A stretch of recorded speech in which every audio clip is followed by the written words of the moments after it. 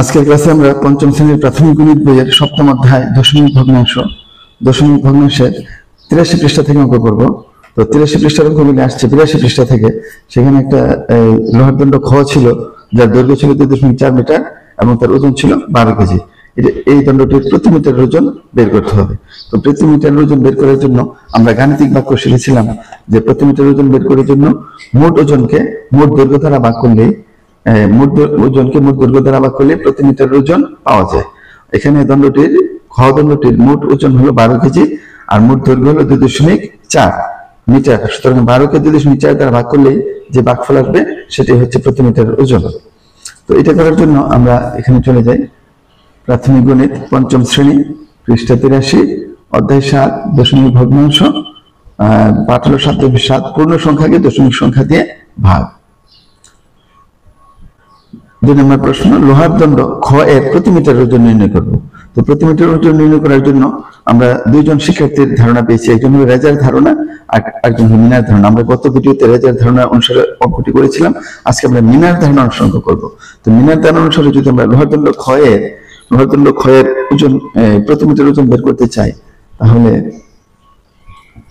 লোহার দণ্ড খ এর লোহার দণ্ডের খটের দৈর্ঘ্য হচ্ছে 2.4। এই দৈর্ঘ্যটাকে মিনা 24 মিটারের সাথে তুলনা করেছেন। লোহার দণ্ড খ এর 2.4 মিটারের ওজন, এটাকে 10 দ্বারা গুণ করলে কত হয়? 24 মিটারের যে ওজন, 24 মিটারের ওজনের 10/1 অংশ। যদি আমরা এই 2.4 10 দ্বারা গুণ করে 24 মিটার, তাহলে এটাকে 10 দ্বারা গুণ করলে এই 24 মিটারের যে ওজন হবে সেটা 10/1 অংশ হবে 2.4 মিটারের ওজন। আচ্ছা, এটা হলো মিনার ধারণা অনুসারে। মিনা কি করছেন? এটাকে পূর্ণ সংখ্যা বানিয়ে ফেলছেন। এটাকে যদি পূর্ণ সংখ্যা বানানো হয় তাহলে 2.4 থেকে 24 মিটার হয়ে যায়, তো ওজন বেড়ে যায়। তো ওই বাকি ওজনটাকে আবার এটাকে যেমন 10 দিয়ে গুণ করে 24 এনেছি, ওজনটাকে আবার 10 দিয়ে ভাগ করে ওই 2.4 মিটারের ওজন আনতে হবে। তো অর্থাৎ এটাকে যদি আমরা আবার এই 2.4 মিটার ওজন 24 মিটার 10/1 করব, এখন 24 মিটারের সাথে 2.4 কে তুলনা করি, সুতরাং 24 মিটার লোহার দণ্ডের ওজন হলো 2.4 মিটার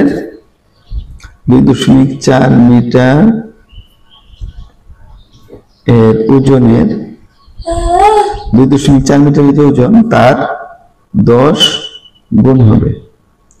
কারণ 24 মিটার তো অনেক বড়, 24 মিটার ওজনটা হবে 2.4 মিটারের যে ওজনটা তাকে 10 দিয়ে গুণ করলেই 24 মিটার ওজন পাওয়া যাবে। এটা হলো মিনার ধারণা। তো আমরা যদি এই 24 মিটার লোহার দণ্ডের ওজন নির্ণয় করি, সেটা হবে 2.4 মিটারের ওজনের 10 গুণ। 2.4 মিটারের ওজন আমাদের প্রশ্ন দেওয়া আছে, 2.4 মিটারের ওজন হচ্ছে 12 কেজি। তো এটার 10 গুণ, তাহলে 12 গুণ 10 কেজি।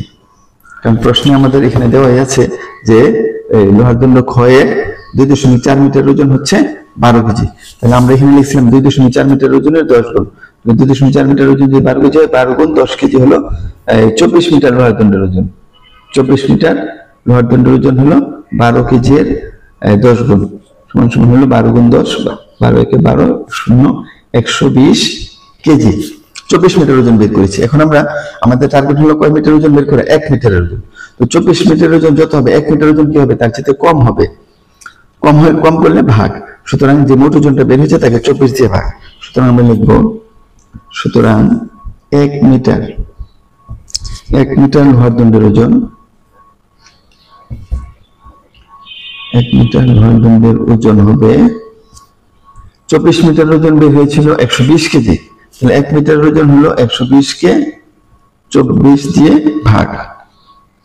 1 মিটার লোহার দণ্ডের ওজন 120 কেজি এর 24/1। এখানে 24 আছে, এটা 24 মিটার ওজন ছিল। তাহলে 1 মিটার ওজন বের করতে হলে এই মোট ওজন 120 কেজিকে 24 দ্বারা ভাগ করবে। 120 কেজি এর 24/1 অংশ সমান সমান 1 মিটার লোহার দণ্ডের ওজন 120 কেজি এর 24/1 মানে 120 ভাগ 24/1 মানে 24 দিয়ে ভাগ, 120 ভাগ 24 কেজি। তো 120 কে যদি আমরা 24 দিয়ে ভাগ করি, আমরা জানি 24 দিয়ে 120 কে ভাগ করলে 5 বার যায়, 5 24 হয়, 4 24 শূন্য আছে 2, 5 10 2 12। তো ভাগফল হচ্ছে 5। এটা একটা রাফ অঙ্ক আমরা এখানে করলাম, তো ভাগফল হচ্ছে 5। তাহলে আমরা এখানে পেলাম 1 মিটার লোহার দণ্ডের ওজন হলো 5 কেজি। সুতরাং আমরা যদি এখন গাণিতিক বাক্য অনুসারে দেখতে চাই যে এই মোট ওজন ছিল 12 কেজি আর মোট দৈর্ঘ্য ছিল 2.4, আমরা এই গাণিতিক বাক্যে দেখিয়েছিলাম এখানে যে মোট ওজনকে মোট দৈর্ঘ্য দ্বারা ভাগ করে দিলে প্রতি কেজি পাওয়া যাবে। তাহলে 12 কে 2.4 দ্বারা ভাগ করে দিলে ওজনটা পাওয়া যাবে। আমরা এখানে 12 কে 2.4 দ্বারা ভাগ করলে ওই প্রতি মিটার ওজন বের করবো। প্রতি মিটার ওজন কত আসছে? 5 কেজি। সুতরাং 12 কে যদি আমরা 2.4 দ্বারা ভাগ করি, ভাগফলটা হবে 5। সুতরাং নির্ণেয় ওজন হচ্ছে, অর্থাৎ লোহার দণ্ড ক্ষয়ের প্রতি মিটার ওজন হচ্ছে 5 কেজি। নির্ণয়ের ধারণা অনুসারে আমরা অঙ্কটা করলাম। এখন নিচে আরো কিছু শূন্যস্থান আছে। 1 নম্বর প্রশ্নের কিছু শূন্যস্থান পূরণ, আমরা এই শূন্যস্থান পূরণগুলো এখানে একটা একটা করে করব। যে 1 নম্বর প্রশ্নের শূন্যস্থানগুলি আমরা এখন করব একটা একটা করে। 1 নম্বর শূন্যস্থানটা হচ্ছে শূন্যস্থান পূরণ করো। তো এই শূন্যস্থানগুলি আসলে এখানে রেজার ধারণা অথবা এই মিনার ধারণা, দুইজনের ধারণা ব্যবহার করে করা যায়। যেমন 1 নম্বর শূন্যস্থান হলো 3 ভাগ 1.5 সমান সমান বলা আছে 3 ভাগ 15 গুণ কত দিলে সমান সমান কত হয়। তো এখানে আমরা দেখতে পাচ্ছি এই ভাজকটাকে 10 দ্বারা গুণ করা হয়েছে। তো ভাজককে 10 দ্বারা গুণ করা হয়েছিল কোথায়? রেজার ধারণার মধ্যে। যে রেজা কি করেছিল, যে 12.2.4 যেটা সমান সমান 5, এটা এই অঙ্কটা করতে গিয়ে সে প্রথমে 12 কে 2.4 কে 24 বানিয়ে ফেলছিল। অর্থাৎ ভাজকটাকে 10 দিয়ে গুণ করে 24, 12 কে প্রথম 24 দ্বারা ভাগ করেছিল, 0.5 আসছিল। এই ভাগফলটাকে আবার 10 দিয়ে গুণ করে দিয়ে ভাগফল নিয়ে আসছিল। তাহলে প্রথমত ভাজকটাকে 10 দিয়ে গুণ করতে হবে, গুণ করলে 24 হবে। এই যে ভাগফলটা আসবে সে ভাগফলটাকে আবার 10 দিয়ে গুণ করলে আমার ফলাফল চলে আসবে। তাহলে রেজার ধারণা অনুসারে আমরা কি করবো? রেজার ধারণা অনুসারে আমরা এখানে দেখা যাচ্ছে 3 ভাগ 1.5 এই ভাজকটাকে 10 দ্বারা গুণ করে ফেলেছে, অর্থাৎ 3 কে 15 দ্বারা ভাগ করছে। এখানে যে ভাগফলটা আসবে এটাকে আবার 10 দ্বারা গুণ করলেই রেজার ধারণা অনুসারে যে রেজাল্ট, সেই রেজাল্টটা চলে আসবে। এবং এই অঙ্কটা রেজার ধারণা অনুসারে করা হচ্ছে। এখন 3 কে যদি আমরা 15 দ্বারা ভাগ করি, 3 কে যদি আমরা 15 দ্বারা ভাগ করি, এই 3 মধ্যে 15 যায় 0 বার, 3 দশমিক দিয়ে 0 আনবো, 15 দুগুণে 30। তাহলে এখানে এই দশমিক বরাবর দশমিক 0.2 হচ্ছে, 0.2 হচ্ছে তার এই ফলাফল। আর এটাকে আমরা গুণ করবো কত দিয়ে? 10 দিয়ে গুণ করতে হবে। তো 3 কে 15 দ্বারা ভাগ করলে ভাগফল হবে কত? 0.2। এটাকে আবার গুণ করবো 10 দিয়ে, 10 দিয়ে গুণ করলে 10 দুগুণে 20, 1 গুণ করে দশমিক, তাহলে গুণফলটা হচ্ছে 2। এভাবে আমরা অঙ্কগুলি রেজার ধারণা অনুসারে করবো। 2 নম্বর অঙ্ক 18 ভাগ 1.2 সমান সমান, এখানে দেওয়া আছে 18 ভাগ 1.2 এবং তারা ভাজককে 10 দ্বারা গুণ করে দিয়েছে।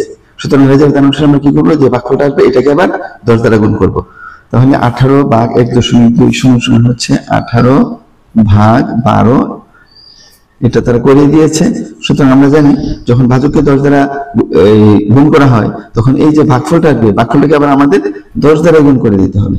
এটাকে আমরা 10 দ্বারা গুণ করে দেবো, দিলে যে ভাগফল আসে সেটা আমরা সেটি হবে নির্ণয় ভাগফল। এখানে যে এটার ভাগফল আর 10 এর গুণফল যা আসবে সেটি হচ্ছে নির্ণয় ভাগফল। 18 কে আমরা 12 দ্বারা ভাগ করে দিই, 12 দ্বারা আমরা 18 কে যদি ভাগ করে দিই, 12 একে 12 থাকে হলো 6, দশমিক দিয়ে একটা 0 আনবো, 5 12 হচ্ছে 60, তাহলে 1.5 আসে। তাহলে ভাগফল হচ্ছে 1.5 গুণ হচ্ছে 10। আমরা জানি একের পরে যতটা শূন্য থাকে দশমিক গুণে ততগুলো ডান দিকে সরে যায়, তাহলে নির্ণয় গুণফল হবে 15। অর্থাৎ 18 কে যদি 1.2 দিয়ে ভাগ করা হয়, 18 কে যদি 1.2 দিয়ে ভাগ করা হয়, ভাগফলটা আসবে 15। গেল 2 নম্বর অঙ্ক। তারপর 3 নম্বর অঙ্কের জন্য আমরা এখানে চলে আসি। 5 ভাগ 0.25 সমান সমান হচ্ছে 5 ভাগ 25। এটাকে কত দিয়ে গুণ করলে গুণফলটা পাওয়া যাবে? তো আমরা এখানে দেখতে পাচ্ছি এই দশমিকের পরে 2 অঙ্ক ছিল, এখানে এই দশমিক থেকে 2 অঙ্ক সরানো হয়েছে, সুতরাং একের পরে দুইটা শূন্য দিয়ে তাকে গুণ করতে হবে। যেহেতু ভাজককে 100 দ্বারা গুণ করা হয়েছে, সুতরাং ভাগফলকে আমরা 100 দ্বারা গুণ করলেই নির্ণীয় ভাগফল পাওয়া যাবে।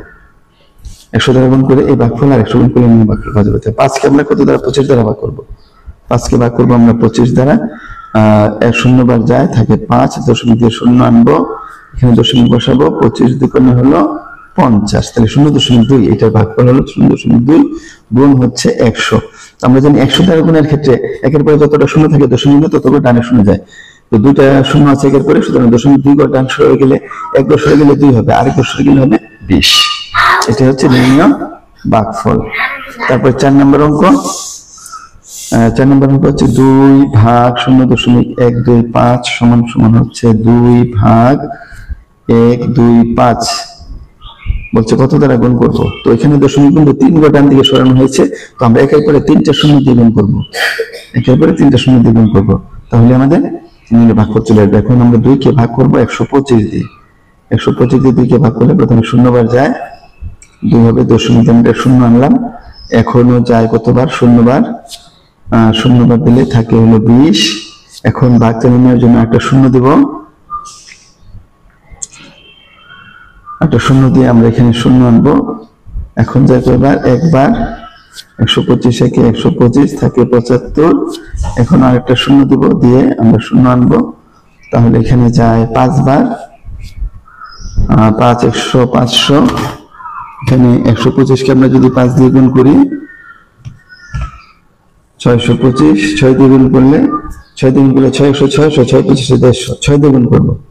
5 6 30 0, হাতে আছে 3, 6 2 12 3 7 15, 5 হাতে আছে 1, 6 6 রেখে 7। সুতরাং নির্ণয় ভাগফল হচ্ছে দশমিক বর্গ দশমিক 0.016 0.016 গুণ হচ্ছে 1000 সমান সমান দশমিক বিন্দু 1-এর পরে 3 শূন্য, দশমিক বিন্দু 3 অঙ্ক পরে যাবে, 3 অঙ্ক পরে গেলে হবে 16। নির্ণয় ভাগফল হচ্ছে 16। এই অঙ্কগুলি সবগুলি রেজার ধারণা অনুসারে করা হয়েছে, রেজার ধারণা অনুসারে করা হয়েছে। আশা করি এই অঙ্কগুলি তোমরা সবাই বুঝতে পেরেছ। দেখো এখানে আবার এক নজরে সবগুলো অঙ্ক তোমরা দেখো, তোমাদের কোথাও কোনো বুঝতে যদি অসুবিধা হয়ে থাকে এক নজরে দেখো, বা এগুলি তোমরা খাতায় তোলার জন্য সুবিধা হবে এক নজরে দেখলে। এগুলো দেখতে থাকো। যদি কোনো সমস্যা হয় বুঝতে, তাহলে তোমরা আমাকে কমেন্টে জানাবে। আমরা পরবর্তী ভিডিওগুলো ইনশাআল্লাহ 84 পৃষ্ঠা ভিডিওগুলো এরপরের ভিডিওতে নিয়ে আসবো 84 পৃষ্ঠার অঙ্কগুলি। সে পর্যন্ত ভালো থাকো, সুস্থ থাকো। সবাইকে ধন্যবাদ।